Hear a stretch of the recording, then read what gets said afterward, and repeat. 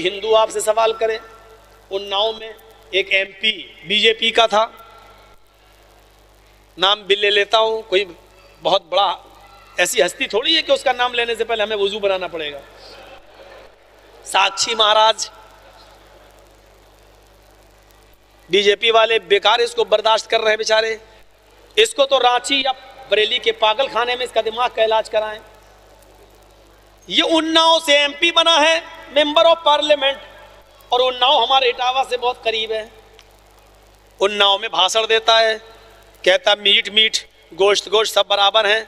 अगर मुसलमान लोग बकरा खा लेते हैं, भैंस खा लेते हैं और गाय भी खाते हैं, उसने वहां उकसाना चाहा लोगों को, गाय भैंस बकरा खा लेते हैं तो गधा और कुत्ता क्यों नहीं खाते? मुसलमानों को चाहिए जब मीट मीट गोश्त गोश्त सब बराबर, तो गाय भैंस बकरा खाते हो तो कुत्ता और गधा भी खाना चाहिए।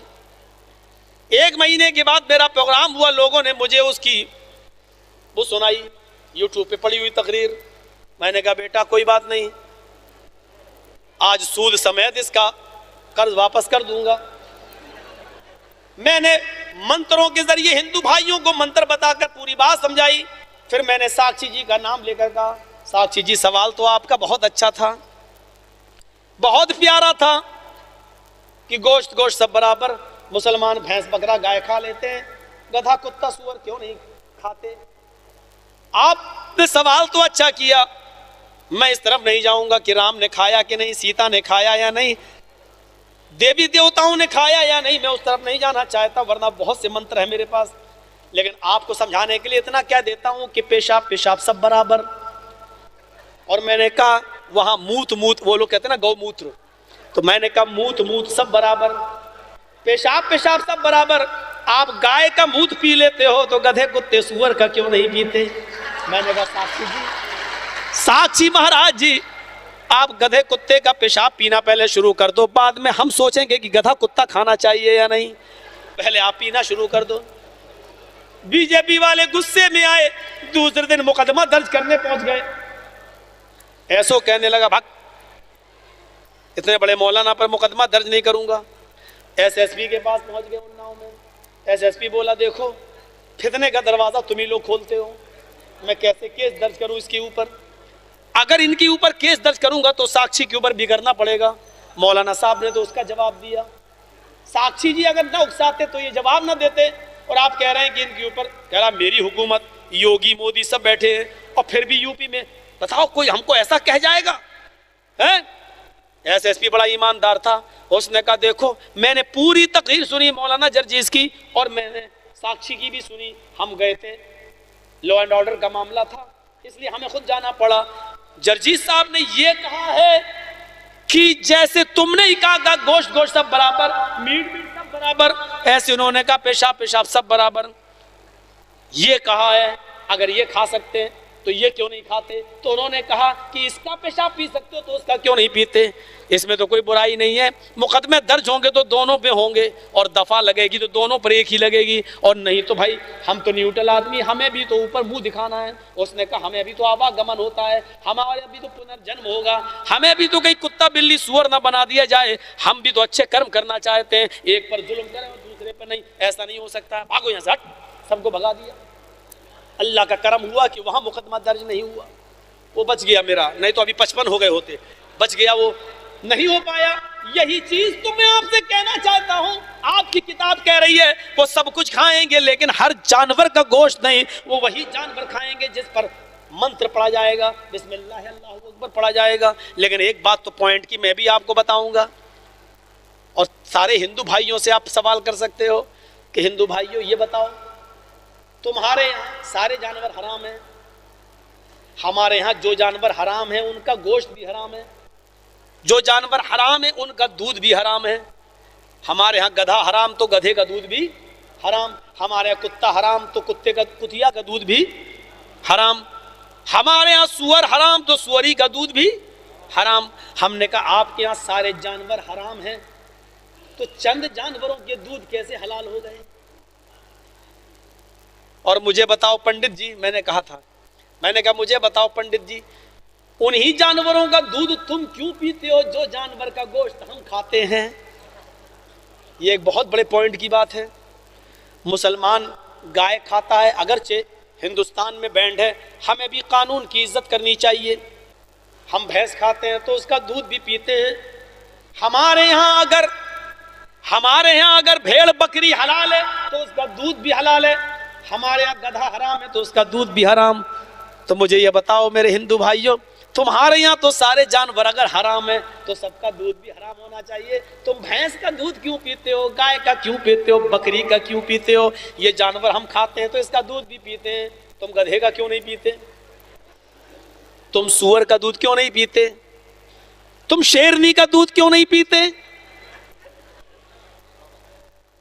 कहीं तो कुछ दाल में काला है। शंकराचार्य जी बताएं ऐसा क्यों है, और शायद वो ये बताएं कि मौलाना जर्जी साहब ने इशारा सही करके हमारी गर्दन फंसा दी है। हकीकत ये है कि ये जानवर जो मुसलमान खाते हैं हमारे यहाँ पर भी हलाल हैं। शायद वो ये कहते हैं क्योंकि कृष्ण जी ने जब अर्जुन से कहा था, अर्जुन जब नमाज पढ़ो तो क्या कहा था, योगी उज्जित, पूरे शरीर की एक्सरसाइज कर लेना, यानी रुकू सजदा सब, और ये पढ़ना दोनों हाथों को, ये लिखा बाकायदा महाभारत में, हृदय नमा, अपने दोनों हाथों को सीने पर रख लेना है। अर्जुन अपने दोनों हाथों को सीने पर रख लेना। देख लो हिंदू मूर्ति के सामने खड़ा है लेकिन दोनों हाथों को ऐसे रख लेता है सीने पे, वहां रख लेना तो वो रख लेता है। हमारे यहाँ बांध लेना तो हम रखते हम भी हैं, वो बस दोनों हाथ जोड़कर रखता है, हम दोनों हाथ यूं करके रखते हैं। वो भी सीने पे रखता है, हम भी सीने पे रखते हैं।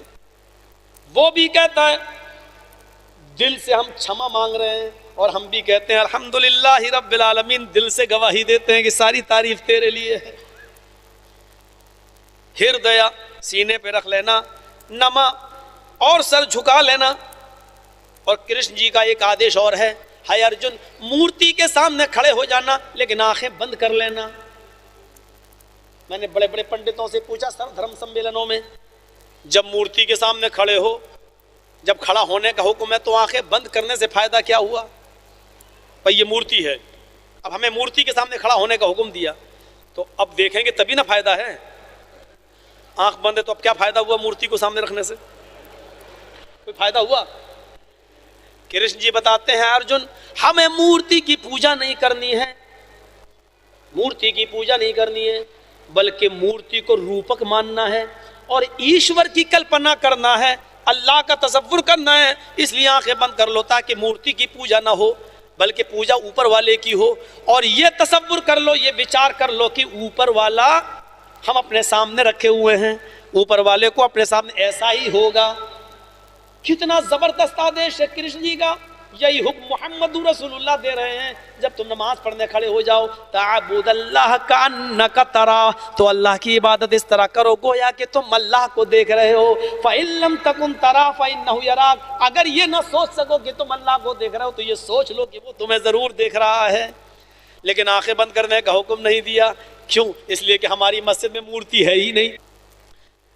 आंखें हृदय सीने पे हाथ रख लो, नमा और सर झुका लो, यानी सजदे की जगह पर अपनी निगाहें रख लो। हम सजदे की जगह पर रख लेते हैं। उसके बाद ये मंत्र पढ़ो, मही देवस्य सवितु परिष्टुति बसुर दयमान न सुपथराय अस्मान। मही देवस्य, महान है हमारा वो देवता, सवितु सारी की सारी, परिष्टुति जिसके लिए प्रशंसा है।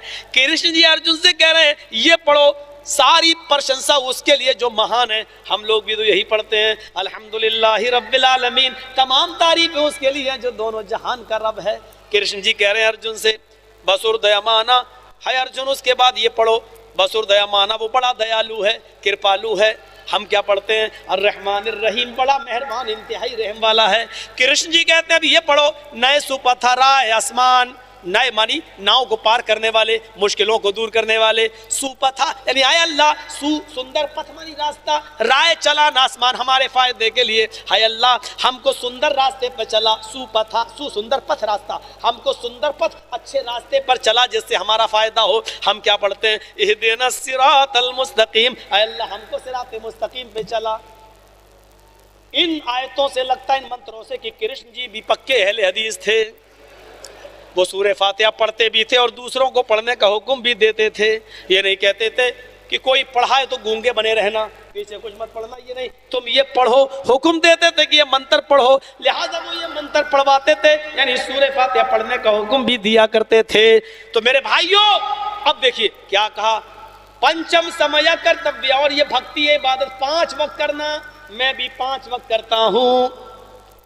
पवित्र धरती पाक जमीन पर सजदा करना, अगर पाक जमीन न मिले, मृग चरम, मृग मानी हिरन, चरम मानी चमड़ा, तो हिरन के चमड़े पर जाए नमाज बना लेना, हिरन के चमड़े को बिछा लेना और उसी पर साष्टांग सजदा, रुकू, दांडव सब उसी के ऊपर करना। यानी हिरन की खाल पाक है हिंदू धर्म के अंदर, हलाल जानवर में ये साबित हो गया है। हमारे यहाँ तो हर हलाल जानवर की खाल दबागत देकर जाए नमाज बनाई जा सकती है। मेरे भाइयों, हिंदू धर्म भी कह रहा है और श्रीमद् भागवत गीता कह रही है कि मृग चरम, हिरन की खाल को बिछा लो।